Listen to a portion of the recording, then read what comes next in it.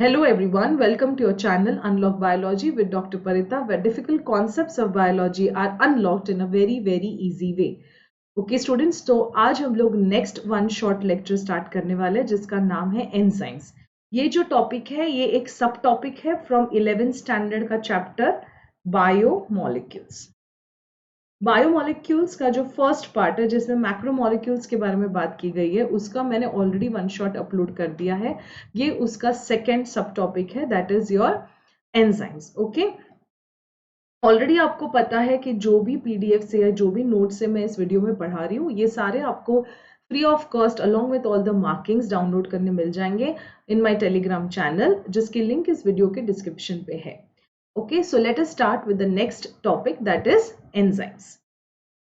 पहली बात तो एंजाइम्स है क्या? ओके, तो एंजाइम्स वो सब्सटेंसेस है जैसे कि कोई भी रिएक्शन अगर चल रहा है बॉडी में तो उस रिएक्शन को स्पीड अप करना, उस रिएक्शन के रेट को चेंज करना, ये किसका काम है? एंजाइम्स का काम है। ठीक है, तो चलो बात करते हैं इसके बारे में। Let us read what it is telling you. They are commonly, first of all सबसे इंपॉर्टेंट बात कि वो प्रोटीन होते हैं by nature. Okay, they are protein by nature and mainly उनका एक प्रोटीन का जैसे हमने स्ट्रक्चर पढ़े हैं बायोमोलिक्यूल्स में, तो अगर आपको एंजाइम से पहले वो लेक्चर देख लोगे तो आपको और हेल्प हो जाएगी बायोमोलिक्यूल्स का। ठीक है, तो बायोमोलिक्यूल्स में हमने देखा कि प्रोटीन के स्ट्रक्चर्स होते हैं जैसे प्राइमरी, सेकेंडरी, टर्शियरी। तो एंजाइम्स जो है वो एक टर्शियरी स्ट्रक्चर को बिलोंग करता है। ठीक है, वो आगे हम लोग स्ट्रक्चर भी देखेंगे उसका। सो दे आर कॉमनली प्रोटीन, अभी के लिए याद रखो कि वो प्रोटीन सब्सटेंसेस है। okay, which are capable of catalyzing, means mostly speeding up the reaction rate of reaction. Okay, chemical reactions of which origin? Biological origin. Okay, organisms के अंदर जो हो रहा है biological origin के जो reactions है उसमें mainly it is helping for what? For catalyzing the reactions. But वो खुद इन्वॉल्व नहीं होंगे, बस वो अपना काम करेंगे। ठीक है, और रिएक्शन को कैटलाइज करेंगे बट खुद कभी भी पार्टिसिपेट नहीं करते रिएक्शन में। इसका मीनिंग और अच्छे से समझेगा as we move further with the topic. Okay, इनको बायो कैटालिस्ट भी बोला जाता है। Okay, this is again very important word. इनको क्या बोला जाता है? बायो कैटालिस्ट भी बोला जाता है। ठीक है, next is enzymes previously were called as ferments, ये बेटा याद रखने वाली चीज है, and they were called by Louis Pasteur. The enzyme word ferments कौन बुला रहा था? Louis Pasteur. enzyme word किसने कॉइन किया है? विल्हम कुने ने। एडवर्ड बुशनर ने ईस्ट में से कुछ ऐसे सब्सटेंसेस निकाले थे जिसको जाइमस कॉम्प्लेक्स के नाम से जाना गया था। ओके, कि वो extract of yeast से they could contribute in fermentation, means what? They could speed up the reaction. उसको उसने क्या नाम दे दिया था बेटा? जाइमस कॉम्प्लेक्स। अब कुछ टर्मिनोलॉजीज है, एज यूजुअल हम थोड़े पहले टर्म्स देखेंगे ताकि टॉपिक हमारे लिए इजी हो जाए समझने के लिए। ठीक है, तो सबसे पहला टर्म है substrate. What is a substrate? Substrate for example, अगर एंजाइम कोई केमिकल रिएक्शन है, okay, so you have this x getting converted into y plus z. Okay, so this you will call it as products and this you will call it, this x you will call it as substrate. Okay, and the enzyme is going to act on it. It is going to participate in the reaction? No, it is not going to participate in the reaction but still help in catalyzing the reaction. खुद involve नहीं होता है, याद रखना ये चीज। ठीक है, तो सबस्ट्रेट वो है बायोकेमिकल जिसके ऊपर एंजाइम काम करेगा। So substrate, if you can see here the definition, is a biochemical on which the enzyme is acting. Okay, so acted upon by the enzyme.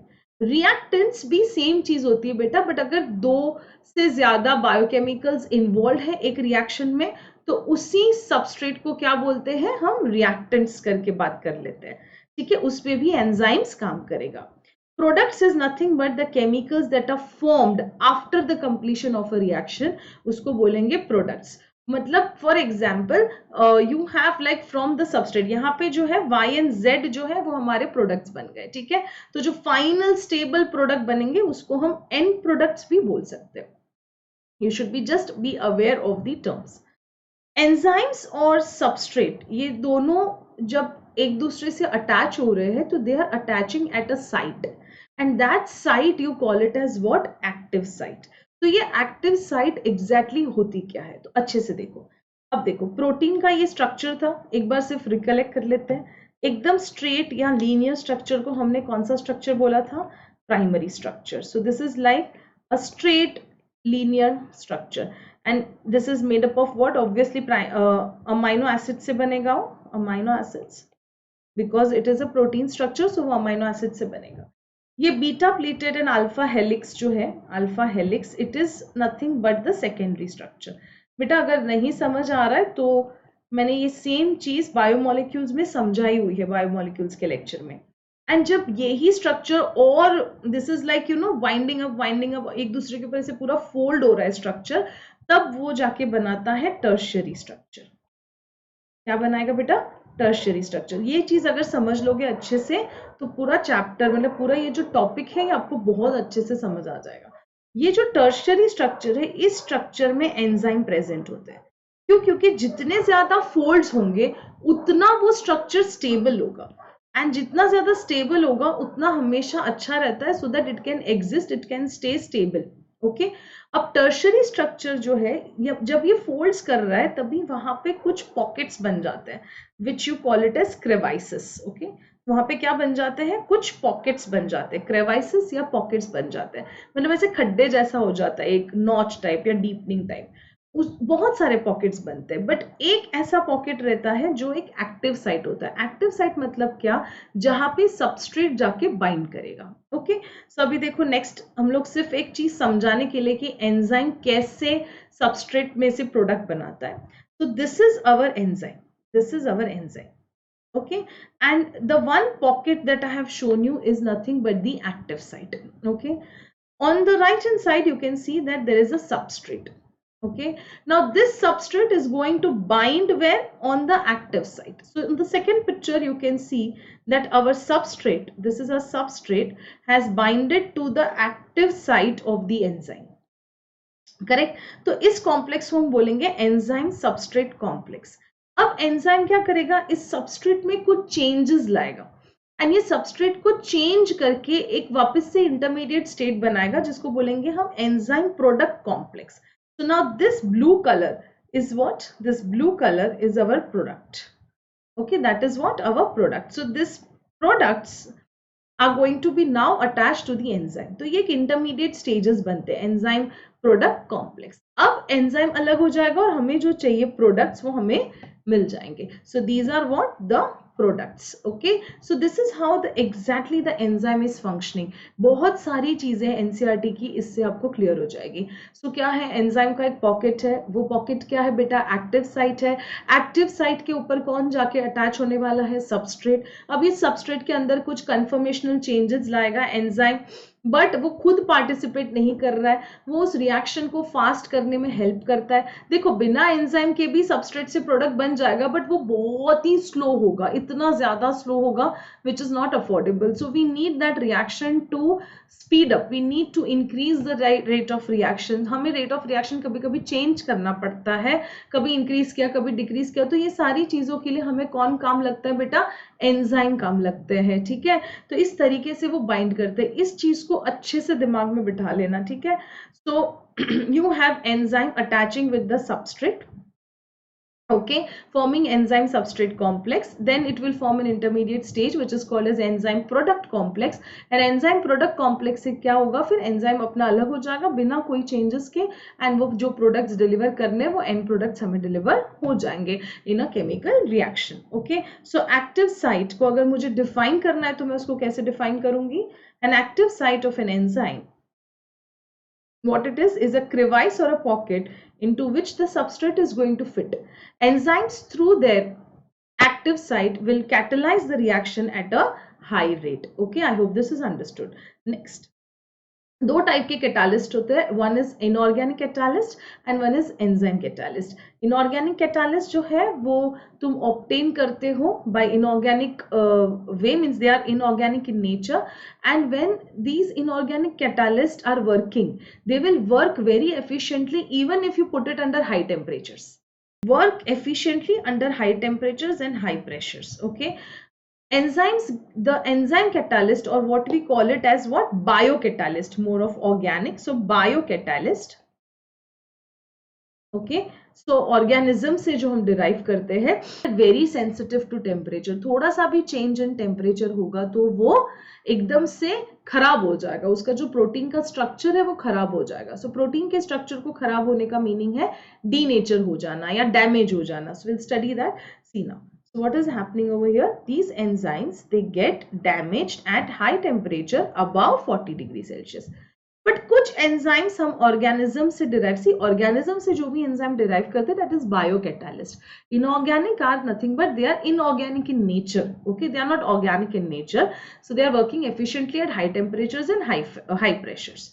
अब enzymes are isolated from organisms जो normally high temperature पे रहते हैं, जैसे कि कुछ bacterias है जो हाई टेम्परेचर को सरवाइव कर सकते हैं, हॉट वेंट्स को सरवाइव कर सकते हैं। तो वो बैक्टीरिया के अपने जो एंजाइम्स है, ऑब्वियसली वो बैक्टीरिया के एंजाइम्स भी हाई टेम्परेचर पे सरवाइव कर पाते होंगे, क्योंकि वो खुद बैक्टीरिया हाई टेम्परेचर पे सरवाइव कर पा रहा है, ठीक है। तो वो जो एंजाइम्स हम वैसे ऑर्गेनिज्म से अगर डिराइव कर रहे हैं जो ऑलरेडी हाई टेम्परेचर में रह रहा है, then that can be stable at high temperature, मतलब वो 80-90 डिग्री सेल्सियस आराम से झेल लेगा, even though it is an enzyme catalyst, even though we are deriving it from an organism. I hope this is very clear, okay. तो ये हम use करते हैं, okay, for some biotechnology processes, okay. Thermal stability is thus an important quality of such enzymes isolated from thermophilic organisms. You know that thermophilic organisms जो है वो कौन सा organisms है जो high temperature पे survive कर सकते हैं, okay? Now ये सबसे important बेटा word आ जाता है कि सारे enzymes are proteins, okay? All enzymes, almost all enzymes are proteins, but the exception comes like ribosomes, which is nucleic acids, they behave like enzymes, okay? So ये NCERT में specially दिया गया है, and this is very very important कि सारे enzymes proteins है, बात सही है, but there are some exceptions, okay? Ribozymes which is behaving like enzymes, okay? Now nature of enzyme action, तो ये सेम चीज मैंने बोला था, अगर एक पार्ट तुम समझ लो तो बाकी सारी चीजें बहुत ही अच्छे से समझ में आ जाएगी, okay. So now enzyme plus substrate that we have seen, okay, enzyme plus substrate will form what? An enzyme substrate complex. Now this is short lived and fitting more tightly around the substance. ये जितने भी enzyme substrate complex है या enzyme product complex है, ये जो सारे हैं वो थोड़े बहुत कैसे रहते हैं, अनस्टेबल इन नेचर रहते हैं, तो हम टूवर्ड्स स्टेबिलिटी जा रहे हैं, टूवर्ड्स एंड प्रोडक्ट्स जा रहे हैं, ठीक है। अब एंजाइम क्या करेगा, enzyme will break the chemical bonds of the substrate, कुछ conformational changes लेके आएगा in the substrate and form what? Product. And now that part you call it as what? Enzyme product complex, which you've denoted as EP. Okay, these are again the intermediate stage. This is a short-lived stage. Just go through it once again. Once you download the notes, it would be helpful for you. Enzyme plus product में change हो जाएगा, product तुम्हारा free हो जाएगा, ठीक है, जो तुम्हें चाहिए, एंड एंजाइम अनचेंज्ड रहेगा। This is very very important, ये अनचेंज्ड रहता है and it is now free to attach to the other substrate. Same diagram बेटा मैंने यहाँ पे तुम्हें सिर्फ रेफरेंस के लिए डाल दिया है, तुम जाके वापस से वो डायग्राम देख सकते हो to understand the same concept, okay. तो हम कब से बोल रहे हैं कि एंजाइम जो है वो रिएक्शंस को हायर रेट पे लेके जाता है, या वो स्टेबलाइज कर रहा है, या फिर वो रेट ऑफ रिएक्शंस को बढ़ा रहा है, केमिकल रिएक्शंस को बढ़ा रहा है, बॉडी के अंदर जो रिएक्शंस हो रहे हैं हम स्पेशली उसकी बात कर रहे हैं, तो उसको भी वो बढ़ा रहा है। Then what kind of reactions are we talking? So we are talking something called as metabolism. Metabolism जो रहते हैं that is of two types. One is catabolic and one is anabolic, okay? So when I'm talking about anabolism, what is going to happen? You're going to, yes, A plus B becomes AB, okay? This is anabolic, and when you're breaking a reaction like AB will split into A plus B, this is called as catabolic reaction, okay, which is going to release the energy. So these are you have studied in other chapters, so I'm not going in much detail into this, okay? So metabolism is all chemical reactions in the body. सारे body के reactions को metabolism बोलेंगे, जो दो में divided रहता है anabolism and catabolism, okay? But very very very important NCERT line comes over here is all metabolic reactions are enzyme catalyzed. Now this becomes very important line for you. ये बहुत ही ज्यादा important है, इसको याद रख लेना कि all metabolic reactions are what? enzyme catalyzed. तो बात करते हैं रिएक्शंस की कि भाई रिएक्शंस एक्चुअली में कैसे टाइप्स के होते हैं, कौन से होते हैं. So let us try and understand the enzymes, okay, with some examples of chemical reactions. तो पहले कुछ कैटेगरीज ऑफ केमिकल रिएक्शन से, जैसे कि chemical compounds will undergo two types of changes. One change would be a physical change. What is a physical change? कि बस सिर्फ change of shape होता है. Okay, there is just the change of shape without you're not at all breaking the bonds. Okay, so that is called as what? Physical change. Very basic and basic example, when ice melts into water and it becomes water vapor, है ना, and water becomes water vapor. So ये सारे physical state में हम changes ला रहे हैं जहाँ पे हम bonds को बिल्कुल भी break नहीं कर रहे हैं. ठीक है, सारे chemical properties is going to remain the same and it is reversible in nature because water can again go and become ice, vapor can again cool down and become water. तो ये possible है. Chemical change जब भी कोई chemical compound undergo करता है उस time पे हम बॉन्ड्स को तोड़ते हैं. So this is very important, bonds are broken. ठीक है बेटा, ये एनसीईआरटी में चीजें दी गई है, सो ध्यान से सुनना, ये बहुत इंपॉर्टेंट हो जाती है नीट के लिए. केमिकल चेंज में बॉन्ड्स ब्रेक हो रहे, नए बॉन्ड्स बन रहे, new bonds are formed. Okay, and chemical and physical properties जो सब्सटेंस है, ओके, जिस उसकी chemical and physical properties would be different. जो हमने फाइनल जो प्रोडक्ट मिला उसके केमिकल प्रॉपर्टीज सबस्ट्रेट के केमिकल प्रॉपर्टीज से, मतलब ओरिजिनल सब्सटेंस के केमिकल प्रॉपर्टीज या फिजिकल प्रॉपर्टीज से अलग होंगे, which is not in the case of physical change. तो कोई भी केमिकल कंपाउंड दो टाइप के चेंजेस अंडरगो कर सकता है, या फिर फिजिकल चेंज या फिर केमिकल चेंज. फिजिकल चेंज में हम बॉन्ड्स को ब्रेक नहीं करते, सिर्फ स्टेट ऑफ मैटर चेंज होता है, एंड केमिकल चेंज में हम बॉन्ड्स को ब्रेक कर रहे हैं. आई hope this is clear. Okay, next. चलो ठीक है, बात करते हैं केमिकल रिएक्शंस की. तो केमिकल रिएक्शंस भी दो टाइप के रहेंगे. ओके, एक होगा इनऑर्गेनिक, एक होगा organic. Organic reactions would be something like you have studied, starch getting hydrolyzed means broken down in presence of water. Starch एक polysaccharide है which is getting broken down into glucose. Okay, and you will have one more chemical reaction which is inorganic in nature. Okay, this is exactly NCERT example, so please go through it.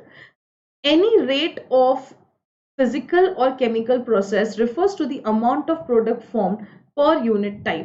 मतलब हम कैसे define करेंगे कि ये rate है क्या. हम लोग जो बात करते हैं higher rate, lower rate, fast, slow, what, how are we defining it.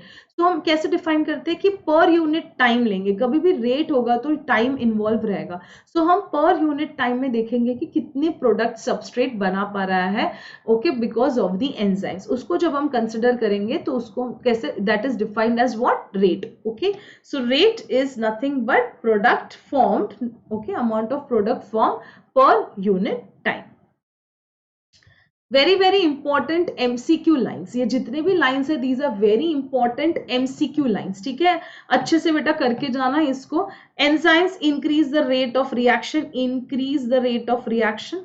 Okay, enzymes increase the speed of reaction which is already occurring. मतलब without enzymes भी वो काम, वो reaction होगा but उसकी speed को बढ़ा रहा है. without enzymes वो उतनी speed में नहीं हो पाएगा जितना with enzymes वो होता है. Okay, we'll study this with the help of example.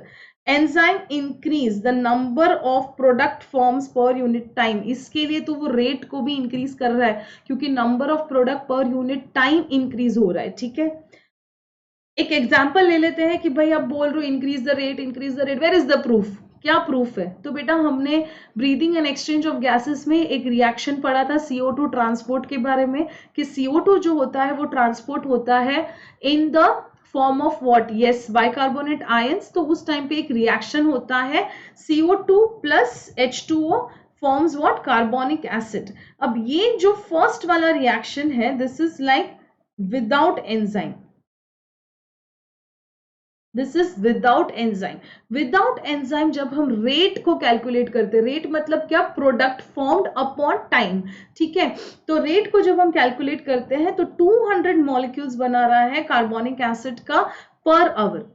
समझा। बट अगर हम यही वाला जो एग्जाम्पल है सेम चीज एंजाइम को इन्वॉल्व कर रहे हैं, तो हम कौन से एंजाइम को इन्वॉल्व कर रहे हैं? Carbonic anhydrase. हम कार्बोनिक अनहाइड्रेस एंजाइम को इन्वॉल्व कर देते हैं, सेम रिएक्शन हो रहा है, सेम प्रोडक्ट बन रहा है, but this time what is the rate? Just imagine, okay, this faster rate, मतलब कितने ज्यादा प्रोडक्ट्स बन रहे हैं, ओके, पर सेकेंड। यहां पे तो हमने सिर्फ आवर गिना है, यहां पे क्या है? पर second, correct. So around 6 lakhs molecules of H2CO3 is formed per second. So you understand what amount of rate is increased over here. Carbonic anhydrase को एक fastest enzyme बोलते हैं. It is found in the cytoplasm, accelerated the reaction rate by about 10 million times. So this wonders enzyme can do when it is involved in the reaction. So without itself taking participation in the reaction, खुद involve नहीं होके, खुद participate नहीं करके, it is going to change the rate of reaction, okay. Suppose अगर multi step chemical reaction है, जैसे glycolysis हो गया, क्रेब्स साइकिल हो गया, ये सारे मेटाबॉलिक पाथवे हैं, तो उसमें हर एक स्टेप जो है, each of the steps is catalysed bye either same enzyme complex, एक ही ग्रुप को बिलोंग कर रहे हैं, या फिर डिफरेंट एंजाइम्स से भी वो पूरे रिएक्शन कैटलाइज हो जाते हैं। You have studied this, okay. तो सारे ये जो साइकिल्स है, ग्लाइकोलाइसिस, क्रेब्स साइकिल, इसमें जो स्टेप्स तुम पढ़ते हो, वो स्टेप्स जो है उसमें either one enzyme complex, each step is going to have their own enzymes, okay. For example, you know this glycolysis, glucose getting converted into 2-pyruvic acid, and this is very very important. Now again, ये तो बात हो गई metabolic pathway की। तो हमने क्या बोला कि एंजाइम्स जो है, अगर विदाउट एंजाइम कोई केमिकल रिएक्शन होगा तो बहुत स्लो होगा, विद एंजाइम्स जो होगा तो बहुत फास्ट होगा। फिर हम ये बता रहे हैं कि जब भी कोई साइकिल होती है, जैसे कि ग्लाइकोलाइसिस या क्रेब्स साइकिल, तो उस टाइम पे डिफरेंट स्टेप्स है, जैसे ग्लाइकोलाइसिस के 10 स्टेप्स है, तो every step is going to get catalysed by an enzyme, ठीक है। अब हम ये बोल रहे हैं, ये तो उसकी एग्जाम्पल हो गई मेटाबॉलिक पाथवे की। अब हम ये बता रहे हैं कि कैसे अलग अलग सिचुएशन में सबस्ट्रेट शायद सेम होगा, बट कैसे हमारे प्रोडक्ट चेंज हो रहे हैं। तो वेरी वेरी बेस्ट एग्जाम्पल जो तुम सबको पता है बट फिर भी तुम्हें याद रखना है, like for match the following, या फिर you know fill in the blanks type of question, they put some blank on arrows and they tell you to fill up those spaces. ऐसे क्वेश्चंस के लिए तुम्हें प्रिपेयर्ड रहना है, सो remember it. Glucose जब स्केलेटल मसल में है और तुम नॉर्मल कंडीशन है, एरोबिक कंडीशन है, तो वो क्या बनाता है? Pyruvic acid. पर तुम्हें पता है कि यही ग्लूकोज जो स्केलेटल मसल में है, ठीक है, अगर तुमने स्ट्रेनियस एक्सरसाइज किया या बहुत ज्यादा डिप्राइव रखा ऑक्सीजन से, मतलब एनेरोबिक कंडीशन अगर वहां पे डेवलप हो गई, तो उसका प्रोडक्ट, सेम ग्लूकोज का प्रोडक्ट चेंज हो जाता है एंड बिकम्स लैक्टिक एसिड। यही ग्लूकोज अगर ईस्ट में है, ठीक है, it is present in east and fermentation हो रही है जहां पे एनेरोबिक कंडीशन है, तो वो अल्कोहल प्रोडक्ट में बनाएगा विच इज इथेनॉल। तो यहाँ से हमें क्या कंक्लूजन विड्रॉ करना है कि डिफरेंट कंडीशंस में different products are possible. So if you change the condition, the products will also change. This is that conclusion. चलो ठीक है, अब तो हमने सब समझ लिया कि एंजाइम्स क्या है, फिर एंजाइम्स कैसे रिएक्शन को, मतलब एंजाइम्स का क्या रोल है, करेक्ट, रिएक्शन को वो कैसे रेट बढ़ा रहा है, ये सारी चीजें हमने पढ़ ली। एंजाइम सबस्ट्रेट कॉम्प्लेक्स क्या है, एंजाइम प्रोडक्ट कॉम्प्लेक्स क्या है, सब हम लोगों ने समझ लिया। अब सबसे बड़ी चीज ये समझने की आती है कि ये एंजाइम्स ये करते कैसे हैं, how are they doing it, okay. So next our heading would be that how do enzymes bring about such high rate of chemical conversion. चलो देखते हैं कि वो कैसे कर रहे हैं, okay, how enzymes are actually bringing about such high rates of chemical conversions, ठीक है। तो चलो अभी शांति से सुनना कि एक्टिवेशन एनर्जी नाम की एक चीज होती है। अब एक्टिवेशन एनर्जी क्या है? तो जब हमने देखा कि ये सबस्ट्रेट जब प्रोडक्ट बना रहा है, ठीक है, सबस्ट्रेट जब प्रोडक्ट बना रहा है, तो उसको सपोज सबस्ट्रेट अगर इस लेवल पे है, तो वो एक ट्रांजिशन हो रहा है उसका, सपोज ट्रांजिशन हो रहा है, ट्रांजिशन हो रहा है, ट्रांजिशन हो रहा है, एक पॉइंट पे आके वो ट्रांजिशन फिर किस में कन्वर्ट हो जाता है? प्रोडक्ट में।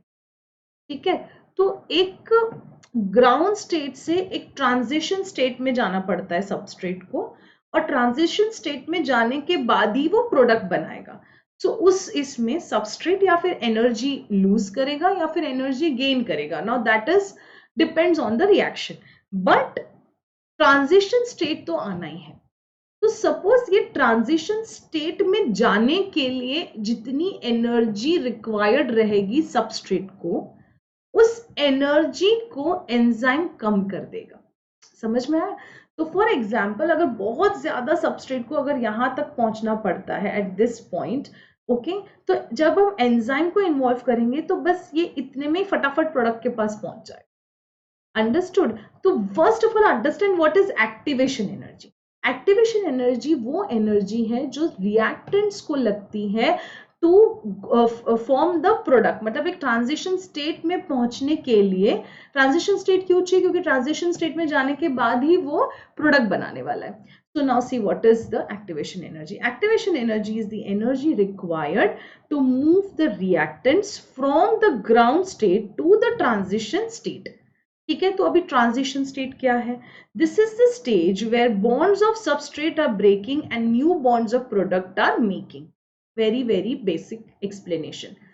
ठीक है, तो सबस्ट्रेट आया, वो एक ट्रांजिशन स्टेट में गया और फिर वो प्रोडक्ट बना रहा है, एंड वो प्रोडक्ट जो है वो अपने इक्विलिब्रियम में है, मतलब स्टेबल है।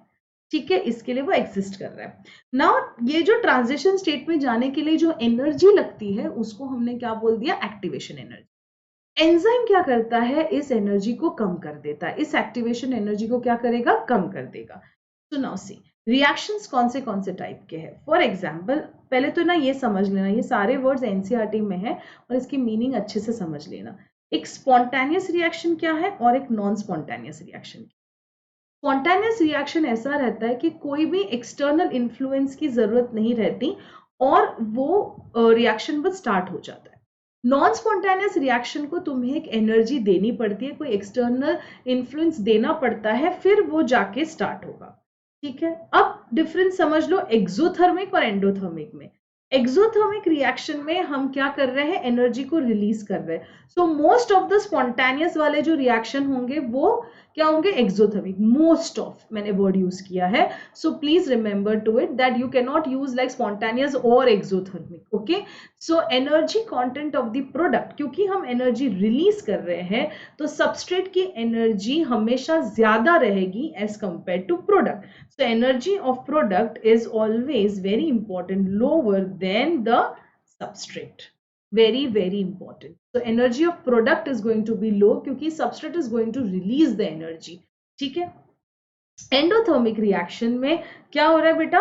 Reaction mixture is going to absorb heat, surrounding से वो हीट ले रहा है, एंड ऑब्वियसली क्योंकि substrate is going to take energy, तो जो प्रोडक्ट बनेगा will have a higher energy, very important, will have a higher energy than that of the reactant. Okay, तो ये टाइप्स ऑफ रिएक्शंस तुम्हें समझना बहुत जरूरी है।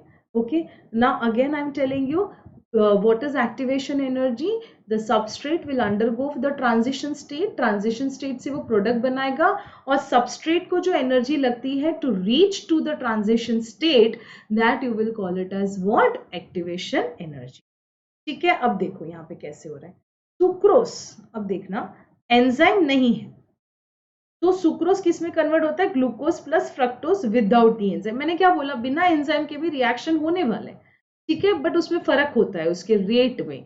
ओके, उसके एक्टिवेशन एनर्जी कितनी लग रही है उसमें भी फर्क होता है, उसी से तो बेटा रेट डिफाइन हो रहा है। सुक्रोज है, this is your substrate, I right it like this, this is your substrate.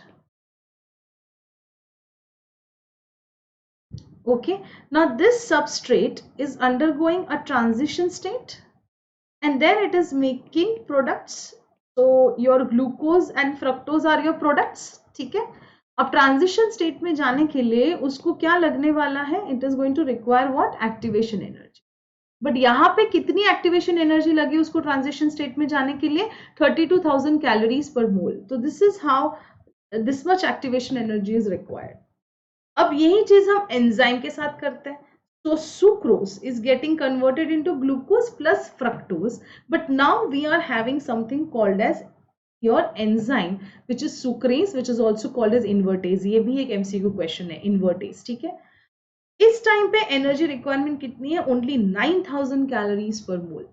You can सी कि उसने एक्टिवेशन एनर्जी को कितना ज्यादा कम कर दिया, तो ऑब्वियसली फटाफट प्रोडक्ट बनेंगे, एंड फटाफट अगर प्रोडक्ट बन गए तो रेट का तुम्हें फॉर्मूला याद है कि कितना अमाउंट ऑफ प्रोडक्ट बन रहा है पर यूनिट टाइम, तो उसने रेट को बढ़ा दिया। सो इस तरीके से हम जो सब टॉपिक पढ़ रहे थे that how do enzymes are bringing this rate of, मतलब कैसे वो इंक्रीज कर रहे रेट ऑफ रिएक्शन को, तो कैसे कर रहे, उसका सिंपल आंसर ये है कि वो एक्टिवेशन एनर्जी को लो कर रहे हैं, ठीक है। एक्टिवेशन एनर्जी क्या है वो अच्छे से समझ लेना चाहिए, तो दोबारा से वापस से थोड़ा सा ये वीडियो देख लेना, and also go through the notes, आप नोट्स डाउनलोड कर लीजिए टेलीग्राम चैनल से, ठीक है, तो आपके लिए और इजी हो जाएगा इस वीडियो को समझना।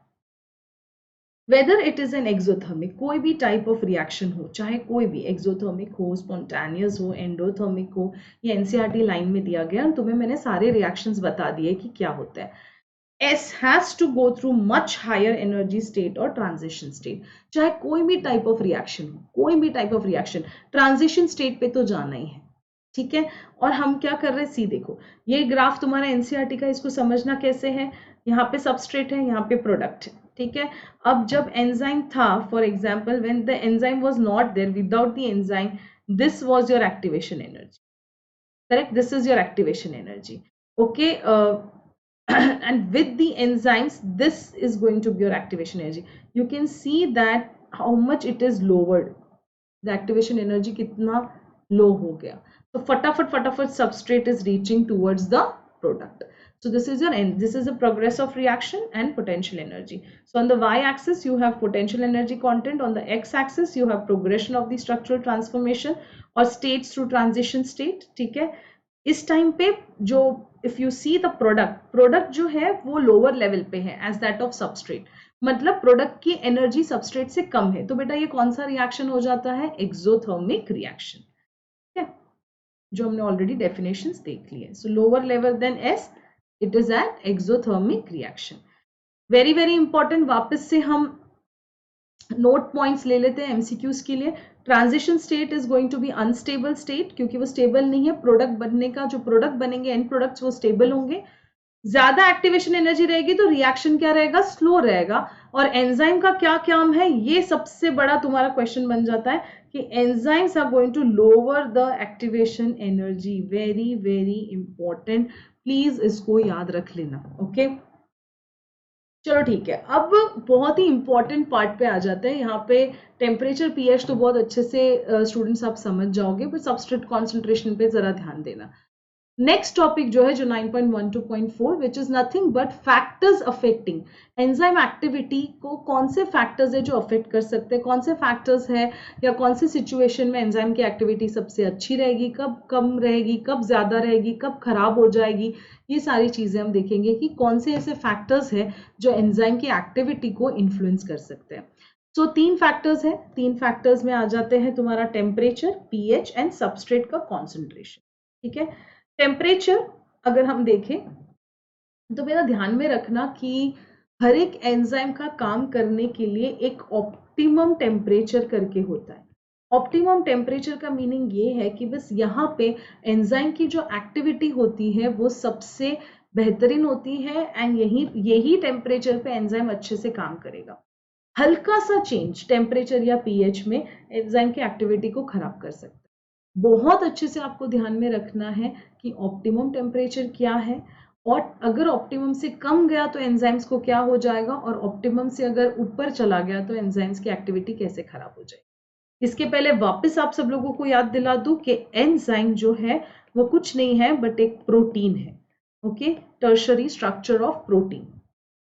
Now enzyme is active within a narrow range, हर एक range very narrow range of temperature, जरा सा change of temperature can cause the deactivation of the enzyme. Temperature at which the enzyme shows its highest activity, you call it as optimum temperature.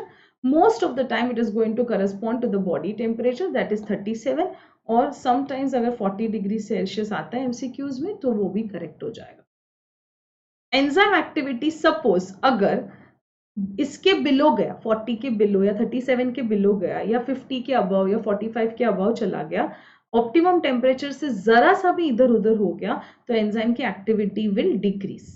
ना how, अगर suppose below गया okay minimum temperature, तो enzyme क्या हो जाएगा, ये बहुत अच्छे से याद रखना, एंजाइम इनएक्टिव हो जाएगा below minimum temperature and beyond maximum temperature. Maximum एक टेम्परेचर है, उससे भी अगर बियॉन्ड गया तो भी इनएक्टिव हो जाएगा, बिलो गया तो भी इनएक्टिव हो जाएगा। बट दोनों में फर्क है, बिलो में क्या हो रहा है और हाई टेम्परेचर पे क्या हो रहा है, ये याद रखना तुम्हारे एमसीक्यूज के लिए बहुत ज्यादा जरूरी है। Statement based question, assertion, reason, सबके लिए ये बहुत ज्यादा जरूरी है। तीनों, low temperature preserves the enzyme in the inactive state. It is going to preserve in which state? Inactive. इसका मतलब वो उसको सिर्फ एक्टिव नहीं कर रहा है, एंजाइम एक्टिव हो जाएगा जैसे ही वो ऑप्टिमम टेम्परेचर पे पहुंच जाएगा। मतलब मान लो 30 डिग्री सेल्सियस है तो 30 डिग्री सेल्सियस पे एंजाइम काम ही नहीं करेगा, 31, 32, 33, 34, 35, 36, 37 तक पहुंच गया कि उसने अपनी एक्टिविटी चालू कर दी। बट मान लो कि हाई टेम्परेचर हो गया, हाई टेम्परेचर मतलब 50-55 डिग्री से भी ऊपर, तो वो एंजाइम को डिस्ट्रॉय कर देगा। डिस्ट्रॉय मतलब जब प्रोटीन स्ट्रक्चर को हम डिस्ट्रॉय करते हैं, प्रोटीन स्ट्रक्चर इज डैमेज्ड, तो जब हम प्रोटीन स्ट्रक्चर को डिस्ट्रॉय करते हैं तो हम एक वर्ड यूज करते हैं which is called as denaturation. तो इट विल कॉज डीनेचरेशन, उसको डिस्ट्रॉय ही कर देगा and most of the time वो रिवर्सिबल भी नहीं होता है। तो लो टेम्परेचर अगर है तो ऑप्टिमम पे अगर तुम लेके आ गए तो वो एंजाइम एक्टिव हो जाएगा, बट अगर हाई टेम्परेचर है तो मोस्ट ऑफ द टाइम वो एंजाइम्स को क्या कर देगा बेटा, खत्म कर देगा, डिस्ट्रॉय कर देगा। उन दोनों के बीच में, in between minimum and maximum temperature, reaction velocity will double. मतलब for every rise in 10 degree Celsius, ये बहुत ज्यादा इंपॉर्टेंट अगेन एमसीक्यू क्वेश्चन है कि 10 डिग्री फॉर एग्जांपल, ये मिनिमम टेम्परेचर और मैक्सिमम टेम्परेचर के बीच में every 10 degree rise in temperature reaction की वेलोसिटी डबल कर देगा। ओके तो जो भी रेट चल रहा है उसका डबल रेट ऑफ रिएक्शन हो जाएगा, okay, just by increasing the temperature with 10 degree Celsius. दूसरा सेम बेटा पीएच का भी सेम रूल है, ऑप्टिमम पीएच पे उसकी एक्टिविटी सबसे ज्यादा रहेगी, राइज और फॉल की वजह से रिड्यूस हो जाएगा enzyme activity. Change in pH में ऑल्सो स्टार्ट रिवर्स रिएक्शन, जो रिएक्शन सबस्ट्रेट से प्रोडक्ट की तरफ जा रहा था वो प्रोडक्ट से सबस्ट्रेट की तरफ चला जाएगा। Most of the intracellular enzymes, intracellular मतलब within the cell, inside the cell, ठीक है। फंक्शन नियर, कौन सा एंजाइम उसको, कौन सा उसके लिए अच्छा है, neutral pH, very important, neutral pH. कुछ एक्सेप्शंस है, जैसे डाइजेस्टिव एंजाइम कौन से है, लाइक पेप्सिन, ये किस पे काम करेगा, एसिडिक पीएच, न्यूट्रल नहीं एसिडिक। और कुछ कुछ एंजाइम्स कुछ ऐसे हैं जो अल्कलाइन पीएच पे काम करेंगे, जैसे इंटेस्टाइन में अल्कलाइन है enzyme trypsin which is necessary for the breakdown of proteins again. Okay so these are the examples that you have to remember which requires extreme acidic or alkaline environment for its action, otherwise सारे enzymes neutral pH पे काम करते हैं। so enzyme activity is plotted, okay, and pH, so this is the optimum pH and most of the time it is going to be what, neutral, so neutral pH। कुछ exceptions है body में, वो तुम्हें याद रखने हैं for your MCQ, again this is going to be again important। All the examples which is given in NCERT textbook is very very important and most of NCERT have included and everything is written here। yes, one more thing that NCERT textbook भी, ये जो NCERT textbooks है ना, इसकी भी पूरी marking करके Telegram channel पे मैं PDF भेज दूंगी, तो आप उसको रेफर कर सकते हो, ठीक है। Now this is very important, that is substrate concentration। अभी इसको समझने के लिए एक छोटा सा हम एग्जाम्पल ले लेते हैं। ओके मान लो कि यहाँ पे ऐसे 3 एंजाइम्स हैं, ओके एंजाइम एंजाइम, ठीक है। अब तुम्हारा सबस्ट्रेट कॉन्सेंट्रेशन आ रहा है, तो पहले तो एक सबस्ट्रेट आया, ठीक है, तो एक सबस्ट्रेट क्या हुआ, इधर बाइंड हो गया, फिर अपन ने सबस्ट्रेट कॉन्सेंट्रेशन बढ़ाना चालू किया तो दूसरा सबस्ट्रेट भी क्या हो गया, इधर बाइंड हो गया, फिर अपन ने वापस सबस्ट्रेट कॉन्सेंट्रेशन बढ़ाना चालू किया तो तीसरा सबस्ट्रेट भी क्या हुआ, इधर बाइंड हो गया, ठीक है। अब हम सबस्ट्रेट बढ़ाते जा रहे हैं, बढ़ाते जा रहे हैं, बढ़ाते जा रहे हैं, बट अब एंजाइम तो हमारे पास बचा नहीं है। समझ में आया? तो इंक्रीज इन सबस्ट्रेट कॉन्सेंट्रेशन क्या हो रहा है बेटा? स्टार्टिंग में जब तुम सबस्ट्रेट कॉन्सेंट्रेशन बढ़ा रहे हो तो एंजाइम रिएक्शन जा रहा है बराबर, है ना? तुम्हारा रिएक्शन भी जो स्पीड है वो बढ़ रहा है, बट उसके बाद एक लेवल पे आके क्या हो जाता है बेटा? एक लेवल पे आके हो जाती है सैचुरेशन। ओके, तो स्टार्टिंग में वो बढ़ रहा है और फिर आ जाती है saturation. Now let us see what substrate concentration tells you. Increase in substrate concentration increases the rate of reaction. ठीक है, rise in velocity is quite high in the beginning, but then it is going to decrease progressively even if you increase the substrate concentration. तो simply मैंने आपको समझा दिया कैसे। ये graph तुम्हारे टेक्स्ट बुक में दिया गया है। तो जैसे कि वेलोसिटी ऑफ रिएक्शन है, तो स्टार्टिंग में वो बढ़ रहा है एंड देन एक पॉइंट पे आके वो सैचुरेट हो रहा है, क्योंकि एंजाइम्स जो है वो क्या है, एंजाइम्स कम है एंड सबस्ट्रेट कॉन्सेंट्रेशन तो बढ़ाते जा रहे हो। हाँ, वो एंजाइम्स जब उन सबस्ट्रेट को चेंज कर देंगे उतने मॉलिक्यूल्स को, तो फिर वो दूसरे सबस्ट्रेट के साथ बाइंड होके फिर वापस से चेंज करेंगे, बट वो उतना वेलोसिटी से इंक्रीज नहीं होगा। ओके, नाउ सी, जब हमने ग्राफ प्लॉट किया तो कौन सा कर्व आया बेटा? एक हाइपरबोलिक कर्व आया। Again this is very very important कि कौन सी ग्राफ पे कौन सा कर्व आ रहा है। ये नीट में सारे चैप्टर्स जहां जहां ग्राफ्स है वो अच्छे से करके जाना, ठीक है? A stage is reached where velocity is going to be, a stage is reached where velocity is going to be what? Maximum, है ना?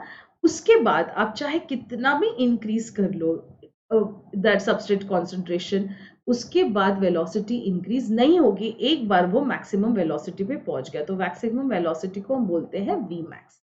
एक सैचुरेशन पॉइंट आ जाता है, ठीक है? वापस से वो तीन मॉलिक्यूल्स दूसरे तीन से बाइंड करेंगे, बट वो जो वेलोसिटी है वो that is going to remain the same. Okay, enzyme molecules, they become fully saturated and now you have no active site left free to bind with the substrate. तो एक simple चीज है कि अभी हमारे पास कोई भी एंजाइम मॉलिक्यूल्स नहीं बचे and that is why the substrate is substrate तुम चाहे कितना भी ऐड कर लो बेटा, that is not going to increase the velocity. Okay, this saturation effect is shown by all enzymes, everyone is going to show this. एक term है which is called as Michaelis Menten constant. Okay, now this constant, इसका meaning क्या है? तो if you see this graph, ठीक है, ये V max है, ठीक है? वी मैक्स बाई 2 रीच होने के लिए कितना सबस्ट्रेट कॉन्सेंट्रेशन लगेगा? That is going to be your Km. So Km is the substrate concentration. If you see it, Km is the substrate concentration required to reach the Vmax by 2. Vmax by 2 reach होने के लिए कितना substrate concentration लगने वाला है? That is nothing but Michaelis constant, ठीक है? Now see, at which chemical reaction catalyzed by an enzyme attains half its maximum velocity, and that is Vmax by 2, given by Leonard Michaelis and Menten. So this is Michaelis-Menten constant की तरह याद रखा तो भी चलेगा, ठीक है? It is going to tell you the affinity of the enzyme for its substrate. For example, अगर वैल्यू ऑफ Km हाई है, मतलब बहुत ज्यादा सबस्ट्रेट कॉन्सेंट्रेशन लग रहा है to reach the half velocity. अगर ज्यादा लग रहा है इसका मतलब एंजाइम और सबस्ट्रेट के बीच का जो अफिनिटी है वो कम है। इसके लिए तुम्हें बहुत ज्यादा सबस्ट्रेट डालना पड़ रहा है सो दैट एंजाइम उसको एक्सेप्ट करे। तो high Km will always tell you, high Km will always tell you low affinity of the enzyme, and a low Km will always tell you high affinity, मतलब थोड़ा सा भी concentration डाला substrate का और तुरंत Vmax by 2 आ गया, इसका मतलब फटक से एंजाइम और सबस्ट्रेट ने एक दूसरे को एक्सेप्ट कर लिया है and there is high affinity of the enzyme. This shows that the enzyme is going to be more efficient in the case of low Km and it is going to be less efficient in the case of high Km. I hope this is very clear. Very simple logic, very simple logic you have to apply कि अगर substrate concentration ज्यादा लग रहा है to reach Vmax by 2, मतलब affinity enzyme की towards the substrate कम है, तो efficiency of the enzyme भी कम है, ठीक है?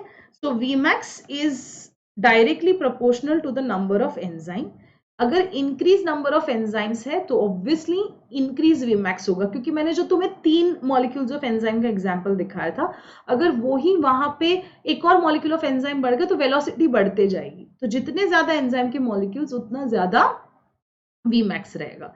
बट तुम्हारा जो मिकेलिस कांस्टेंट है वो तुम्हारा जो अफिनिटी है, it is going to, this has to be affinity. Michaelis constant जो है वो अफिनिटी के साथ इनवर्सली प्रोपोर्शनल है, remember this. Now if there is high affinity of the enzyme towards the substrate, then the Km will come low, which I have explained you over here, so go through it once again, ठीक है। और अगर लो affinity है enzyme की towards the substrate, then the Km you will require is high, okay। अब इसी चीज को हम रिलेट करेंगे इनहिबिशन ऑफ एंजाइम्स के साथ।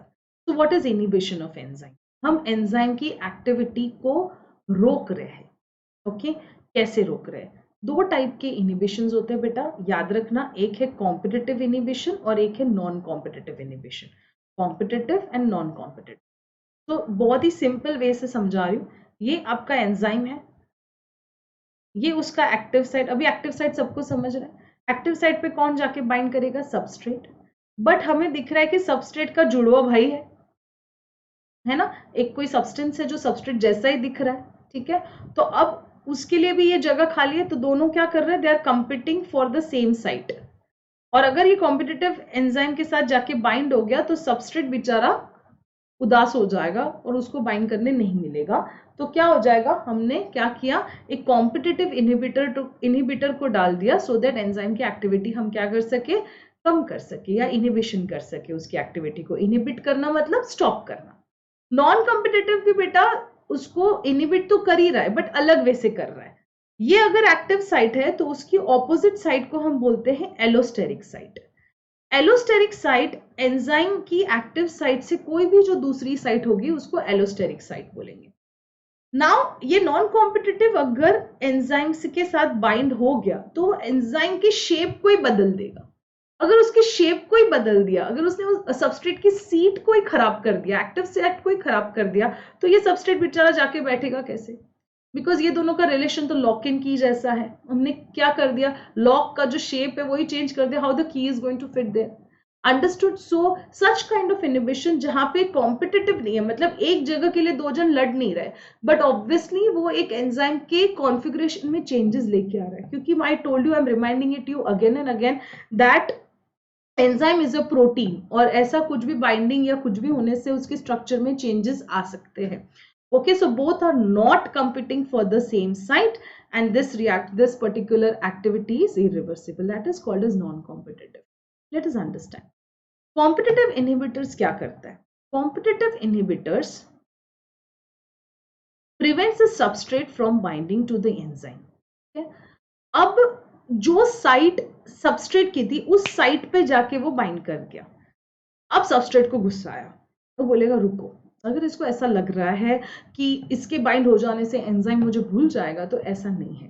तो अगर सबस्ट्रेट क्या करेगा? कॉन्सेंट्रेशन बढ़ाने लगेगा। फॉर एग्जाम्पल, अगर ये एंजाइम है, ठीक है, फिर यहाँ पे कॉम्पिटिटिव इनहिबिटर आ गया और यहाँ पे सपोज सबस्ट्रेट आ गया, तो सबस्ट्रेट क्या करता है? अपनी कॉन्सेंट्रेशन बढ़ाना चालू कर देता है। जैसे वो अपनी सेना बढ़ाना स्टार्ट कर देगा, ये इस पर्टिकुलर रिएक्शन या इस पर्टिकुलर इनहिबिशन को रिवर्स कर सकता। नॉन कॉम्पिटिटिव जो है वो इरिवर्सिबल है, बट ये क्या करेगा? रिवर्स कर देगा। तो हमने क्या किया बेटा? सबस्ट्रेट कॉन्सेंट्रेशन बढ़ाते गए बढ़ाते गए बढ़ाते गए, ताकि एंजाइम का अट्रैक्शन टुवर्ड्स सबस्ट्रेट बढ़ जाए, ठीक है, ताकि उसकी अफिनिटी उसकी तरफ बढ़ जाए। तो हमने सबस्ट्रेट कॉन्सेंट्रेशन बढ़ाया है to increase the velocity, correct. तो Vmax/2 के लिए भी सबस्ट्रेट कॉन्सेंट्रेशन ज्यादा लगेगा। इसका मतलब इधर क्या हो रहा है बेटा? Km इंक्रीज हो रहा है। वापस से पहले के नोट्स रेफर कर लेना, अच्छे से याद हो जाएगा, ठीक है। Reduce affinity of the enzyme and the substrate, क्या हो गया यहाँ पे? अफिनिटी कम हो गई, अफिनिटी कम हो गई तो Km बढ़ गया, सिंपल। तो this is very very very important कि कॉम्पिटिटिव इनहिबिशन में Km is going to increase. I am explaining you how. क्योंकि अफिनिटी कम हो गई। क्यों कम हो गई? क्योंकि उसकी कंपटीशन आ गई, ठीक है। तो क्योंकि यहाँ पे कंपटीशन आ गया तो एंजाइम की अफिनिटी सबस्ट्रेट की तरफ कम हो गई, ठीक है, अगर सबस्ट्रेट की तरफ अफिनिटी कम हो गई तो बाय डिफॉल्ट Km इंक्रीज हो जाएगा, मतलब सबस्ट्रेट कॉन्सेंट्रेशन को बढ़ाना पड़ेगा, तब जाके वो रिवर्स हो जाएगा और इनिबिटर्स की इफेक्ट को हम क्या कर सकते हैं, ओवरकम कर सकते हैं। ठीक है, Vmax में कोई चेंज नहीं आने वाला क्योंकि एंजाइम के मॉलिक्यूल्स जो है वो सेम रहने वाले हैं, so Vmax is going to remain same. Very very important, it is a PYQ that malonate is a competitive inhibitor. किसका, कौन से एंजाइम के लिए है वो कॉम्पिटिटिव इनिबिटर, सक्सिनेट डिहाइड्रोजिनेस। किससे कॉम्पिट कर रहा है वो, सक्सिनेट, ये सबस्ट्रेट है। ठीक है, उस डायग्राम में फिट करो, एंजाइम जो है वो कौन है, सक्सिनेट डिहाइड्रोजिनेस, तो उसकी एक्टिव साइट के लिए कौन दो जन फाइट कर रहे हैं, malonate and succinate. Understood. Non competitive inhibitor जो है वो एलोस्टेरिक साइट पे बाइंड करेगा, डायग्राम चेक कर लेना, एलोस्टेरिक साइट पे बाइंड करने वाला है। ठीक है, अब affinity of the enzyme substrate बिल्कुल चेंज नहीं हो रहा है, अफिनिटी बिल्कुल चेंज नहीं हो रही है, क्यों, क्योंकि साइट, एक्टिव साइट तो खाली है, बट वो शेप ही चेंज हो गया, there is no change in the affinity. Okay, इसके लिए Km is going to remain constant, but inhibition हम रिवर्स नहीं कर सकते, कितना भी चाहे तुम सबस्ट्रेट कॉन्सेंट्रेशन बढ़ा लो, बट उस इनिबिशन को हम ओवरकम नहीं कर सकते।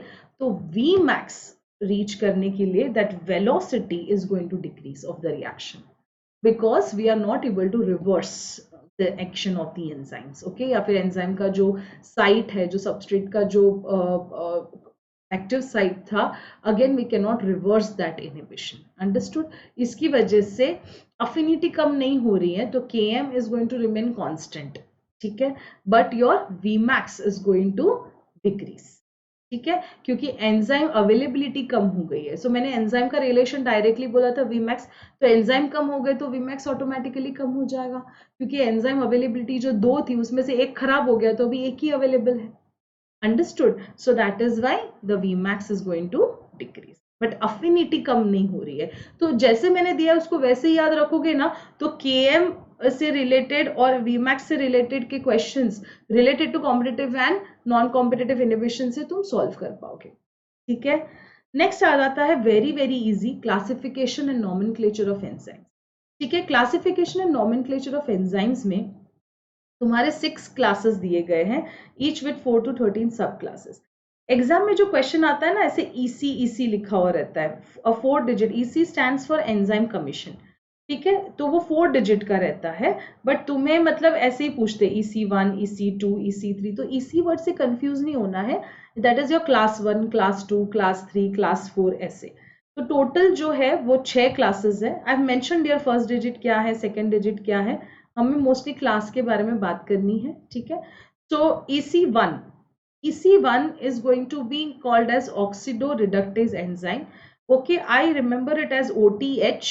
Okay, OTP की जगह मैं OTH याद रख लेती हूँ, and then LIL, that is LIL. Okay, so this is how I remember. आपको जैसे मतलब जम रहा है वैसे याद रखना, the sequence याद रखना बहुत जरूरी है, बाकी कोई प्रॉब्लम नहीं, it is very very easy. ऑक्सीडोरेडक्टेज में क्या होता है बेटा, देखो यहाँ पे ये सबस्ट्रेट है, ठीक है, और ये दूसरा मतलब देयर आर 2 रिएक्टेंट्स, एक जन क्या हो रहा है बेटा, S is getting oxidised. Okay, so वो हाइड्रोजन लूज कर रहा है, and S dash is getting what, yes, S dash is getting what, reduced, so it is gaining that proton. Okay, that is what, just look at the reaction and understand. Transferase में क्या हो रहा है बेटा, यहाँ पे H transfer हो रहा है from one reactant to one other. Okay, when you see it in the product, but यहाँ पे G है, G is what, it is any group, कोई भी ग्रुप, बट H को छोड़ के रहेगा, अगर H रहेगा तो वो EC1 में आ जाएगा। EC2 में क्या है, H को छोड़ के if there is any kind of group which is getting transferred from S to S dash. Okay, hydrolases और hydrolysis is nothing but, lysis means breakdown, lysis का मीनिंग होता है breakdown, बट जब हाइड्रो वर्ड यूज किया तो it is in presence of water, तो water की presence में जब भी ब्रेकडाउन हो रहा है तो वाटर का H एंड OH में स्प्लिट हो जाएगा, एक के पास H चला जाएगा, एक के पास OH, that is hydrolysis. Lysis is also like kind of breakdown only, but this time what is happening is there is no water which is involved. So removal of group from substrates other than hydrolysis. Hydrolysis mechanism नहीं करते, मतलब water की presence में आप break down नहीं कर रहे, उसके अलावा हम दूसरी मेथड यूज कर रहे हैं। So we are not using what, water for the breakdown. Then isomerase is nothing but glucose to fructose. There is change, there is interconversion of optical and geometrical positions. Okay, so that is EC5. EC6 is ligases. Ligases means what?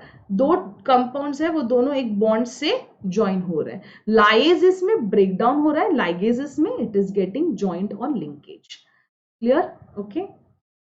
Now very important part is cofactors. Cofactors क्या है? Cofactors एक non protein part है, it is a non protein part.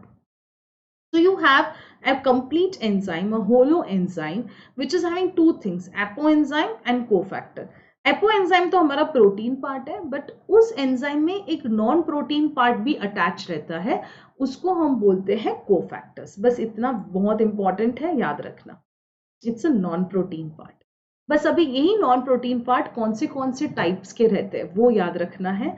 So holoenzyme is a complete functional enzyme which is catalytically active, and apoenzyme is a protein part of the enzyme. वो inactive हो जाएगा if non-protein part support में नहीं है तो.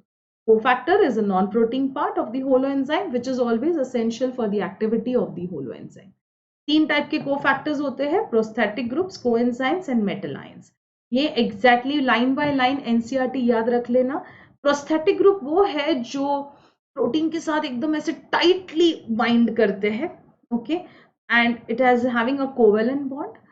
They are mostly organic compounds. For example, they have given peroxidase and catalase, which is going to act on hydrogen peroxide, divide into H2O and O2. ठीक है. Heme is also a prosthetic group which is attached to many cytochromes. Please remember it as it is. मैं तुम्हें से बता सकती हूँ कि what it is. Now this is also an organic compound. This is also an organic compound. Okay, but this is tightly bound and this is loosely bound to the apoenzyme. Transient कर सकते हैं, सो ये इतना permanent bonding नहीं है. It is going to be a loose bond with the apoenzyme.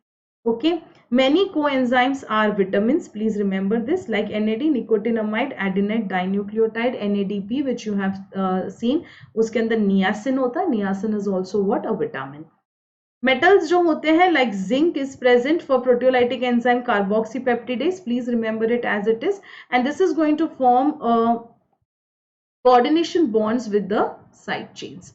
I hope this is very clear. ये जो part है ये हमने completely NCERT से ही याद रखना है. So you can see that there are metals. A number of enzymes require metal ions for their activity, which forms coordination bonds with the side chains at the active site. At the same time, form one or more coordination bonds with the substrate. जैसे zinc is a cofactor for the proteolytic enzyme carboxypeptidase. You have to remember everything. Last word is also very important, that it is lost when the cofactor is removed from the enzyme, which testifies that they play a very crucial role in the activity or the catalytic activity of the enzymes. Never forget to read the summary. So do read the summary. I'll send you the PDF which is marked. Okay, and please don't forget to read the summary of every chapter. Fine. Now we are discussing some PYQs. मैंने बोला था biomolecules के time के कुछ questions होंगे जो biomolecules से related होंगे, वो भी मैं यहाँ पे सॉल्व करूंगी इन एंजाइम्स कंप्लीट होने के बाद. सो आई वुड प्रेफर कि अगर बायोमोलिक्यूल्स आपने नहीं पढ़ा है तो आप अच्छे से उसको पढ़ लो, या फिर मेरी जो वीडियो है उसमें से एक बार देख लो, एंड नोट्स भी आपको वहां पे मिल जाएंगे, ठीक है, टेलीग्राम चैनल पे. Read the following statements on lipids and find out correct set of statements. Okay, lecithin, which is found in the plasma membrane, is a glycolipid. No, it is a phospholipid. So ये statement तो wrong हो गया. Saturated fatty acids. Saturated fatty acids possess one or more double carbon-carbon. No, saturated fatty acids will have carbon-carbon single bond. एक भी carbon-carbon double bond नहीं रहेगा. तो ये भी wrong statement हो गया. Gingelly oil. Okay, gingelly oil बेटा एक टाइप का सीसम ऑयल है, तो प्लीज ये याद रखना, सीसम ऑयल है ये, तिल का जो तेल बोलते हैं, ठीक है. Gingelly oil has a lower melting point, yes, because it is a oil and hence remains oil even in winter. So this is a correct statement, NCERT में भी दिया है ये.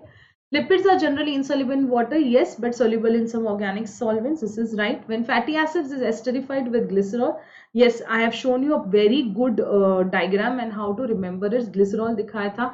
अगर एक fatty acids है तो monoglyceride, then diglyceride and triglyceride. So जब fatty acids is ester bond form करता है with the glycerol, monoglycerides are formed. Yes, this is again true. So your C, D and E statement is true. But let us see, there is an option A सब में है तो वो नहीं आएगा. Yes, last option is correct. C, D and E only. What is a phosphoglyceride? A phosphoglyceride क्या होगा? तो बेटा ये एक या फिर मोनोग्लिसराइड या फिर डाइग्लिसराइड या फिर ट्राइग्लिसराइड जो भी है. ओके, सो फॉस्फेट बॉन्ड अटैच होगा एक मोनोग्लिसराइड मॉलिक्यूल से. So that is nothing but a phosphoglyceride. तो देखते हैं, पहले हम हमारा नॉलेज देख लेते हैं कितना याद है. पहले खुद को रिकलेक्ट कर लो कि ठीक है फॉस्फोग्लिसराइड से रिलेटेड मुझे क्या चीजें याद है. So just remember that and then look for the options. Okay, first statement, a saturated or unsaturated fatty acid esterified to glycerol. Okay, so which is forming a monoglyceride, to which a phosphate group is also attached. Okay, this is right. Let us see the other statement. Only an unsaturated fatty acid, no, बस यहीं पे wrong हो जाएगा. It can be any fatty acid. A saturated or unsaturated fatty acid esterified to phosphate group. No, it has to be an esterified to glycerol. And उसको फिर phosphate, because you need a fatty acid along with glycerol and that is attached. You need a lipid which is attached to the phosphate, correct? So that is also wrong. Only a saturated fatty acid esterified to glyceride. No, again this is also going to be a wrong statement. So your first statement is going to be the correct statement. Okay, now next. Similarity between DNA and RNA, double stranded? No. RNA is also single stranded. Having similar sugars? No. DNA has deoxyribose sugar, RNA has ribose sugar. Polymers of nucleotides? Yes, both are polymers of nucleotides. Having similar pyrimidine? No, they do not have a similar. They have a similar, yes, adenine and guanine. That's your purine. So polymers of nucleotides would be the answer. Yes, ये तो अभी हमने देखा malonate. I told you this is a PYQ बेटा 2023 में पूछा गया है. Melonet inhibits the growth of pathogenic bacteria by inhibiting the activity of succinate dehydrogenase. Just now we have done this.